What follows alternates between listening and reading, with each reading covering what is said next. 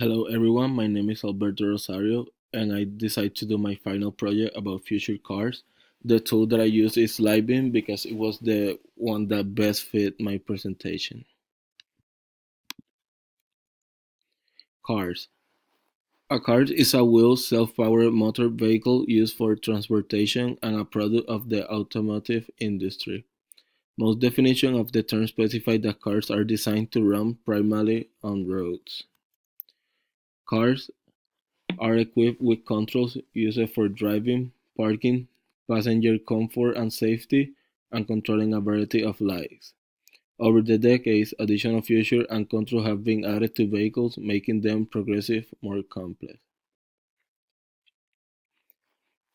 Examples include rear reversing cameras, air conditioning, navigation system, and in-car entertainment.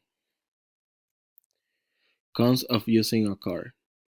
Most cars in use in the 2010s are propelled by an internal combustion engine fueled by deflagration of gasoline, also known as petrol or diesel. Both fuels cause air pollution and are also blamed for contributing to climate change and global warming. Hybrid cars. A hybrid vehicle uses two or more distinct types of power such as an internal combustion engine and an electric motor. Hybrid cars were created as an alternative to the regular fuel cars that affect the climate and the global warming. Electric cars. As technology keeps advancing, also cars will advance. They already made an hybrid car, so why not making a completely electric car? Electric cars. Electric cars is the alternative and answer to the problem of the fuels causing climate change and global warming.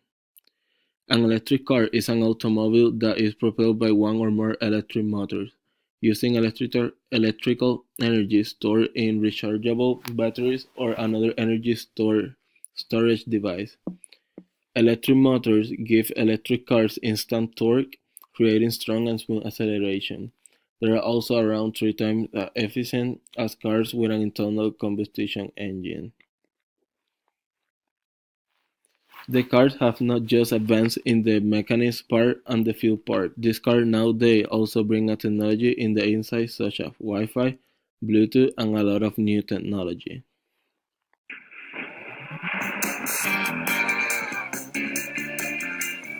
Now, in many ways, the biggest challenge to in-car navigation these days is your smartphone. Will you use what's in the dash? Or just pull out what's in your pocket, fiddle with it, and drive into me in the process? I'm Brian Cooley with my top 5 car navigation features that will keep you using what's built into your dash. Number 5 is traffic. This is actually a triple header. Your system should have traffic, automatically reroute you around traffic problems when you're under guidance, and third, even alert you to major traffic ahead when you're not under guidance. I'm actually less concerned with the traffic data source because they all seem pretty good these days. Number 4, is it fast? Some in-car nav systems move like there's a little man inside reading a map, a little man you want to strangle. Look for lightning-fast operation to reduce distraction and your frustration. This will hinge on both things like touchscreen response as well as internal processing. Number 3, natural voice. The best nav systems today let you dictate an address by voice as one string, like being able to say 235 2nd Street, San Francisco, instead of separate tedious operations like 235, then 2nd Street, then push the button again and say San Francisco, like you're talking to a moron. Number 2, does it work while it's moving? We'd all like to think drivers are conscientious enough to pull over to enter a destination. We all know they're not going to do that. They're going to reach for their smartphone if they have to, which is even worse. Rolling destination entry also acknowledges that your passenger could be the one entering the address while underway. And of course, this also ties back to good voice command. Before we get to our number 1 car nav feature, here are a few I can live without. 3D buildings. I'm not a bird. Rooftops mean nothing to me. Photorealism. I like street view, but satellite view slows down the current systems more than it's worth. And most points of interest. They usually have no context or rating. I'm not going to pick a restaurant from my car. The exception here is for gas stations and ATMs because they're generic. My number one favorite in-car navigation feature is connectivity. A connected car navigation system, especially powered by Google, fundamentally transforms it into that same great experience you have online, not that weird stilted one you have in most cars. Now, a few cars offer this today. More will do so every model year. Demand it. To stay on top of the latest in navigation and all the other technologies in cars today, go to cnetoncars.com. I'm Brian Cooley. Thanks for watching.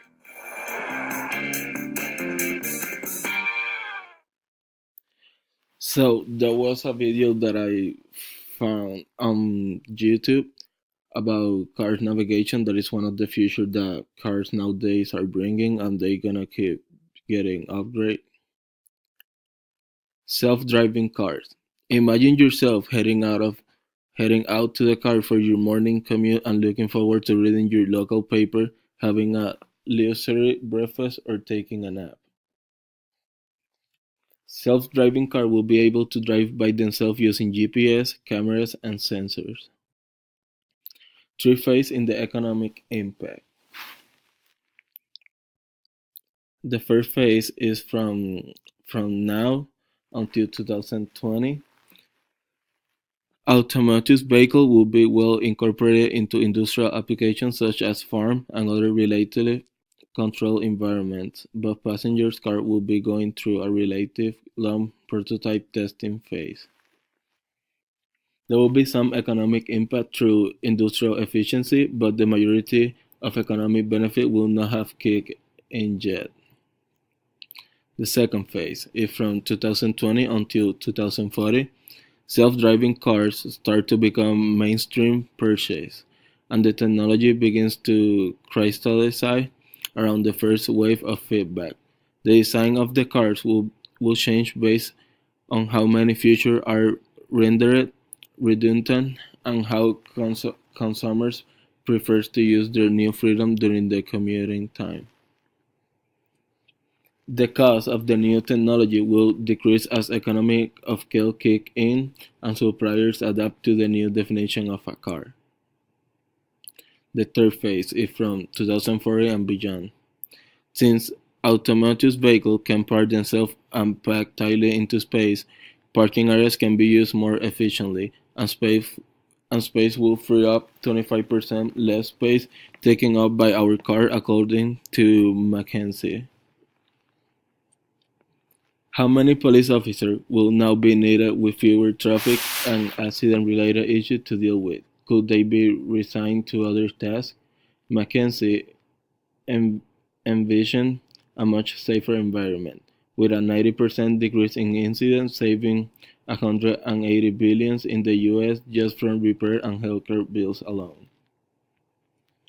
The McKinsey report suggests that the overall economic potential from autonomous vehicle technology will range between point 0.2 trillion and 1.9 trillion annually by 2025.